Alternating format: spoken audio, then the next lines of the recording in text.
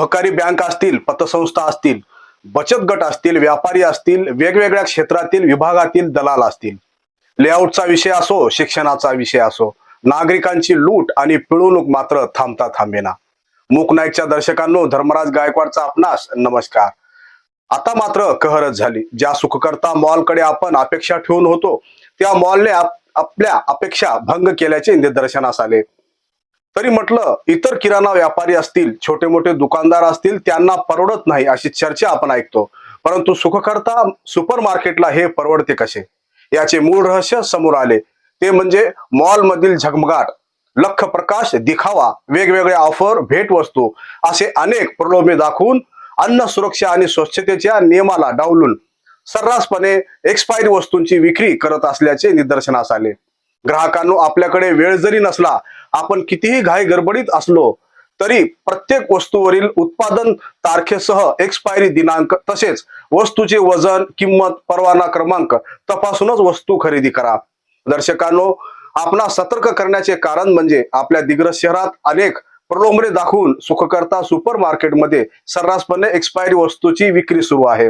ग्राहकांच्या तक्रारीनुसार सुखकर्ता सुपर मार्केटच्या संचालकांना विचारणा केली असता त्यांनी एक्सपायरी वस्तू विकणे फारसं काही नवल नाही, ते चालतच असते अशा शब्दात उत्तर दिले.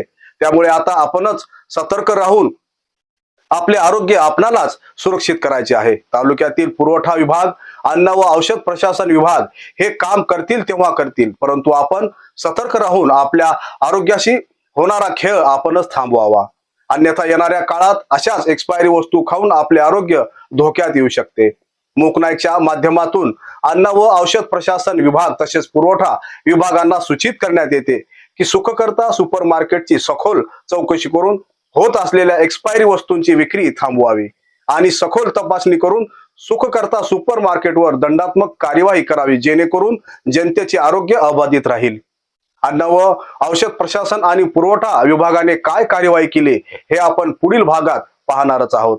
दर्शकांनो, निश्चितच निर्भीडपणे, परिणामाची चिंता न करता सडेतोडपणे माहिती आपणापर्यंत पोहोचवणे सोबतच सामान्य नागरिकांच्या समस्या, अडीअडचणी सोडवण्याचे काम सुद्धा मूक नाईक करत आहे आणि करत राहणार आहे. जर आपल्याकडून काही सूचना मूक नाईकच्या टीमला द्यायच्या असतील तर कृपया कॉमेंट्स बॉक्समध्ये आपल्या सूचना सूचित कराव्यात. मूक नाईकच्या टीमशी संपर्क साधावा. धन्यवाद.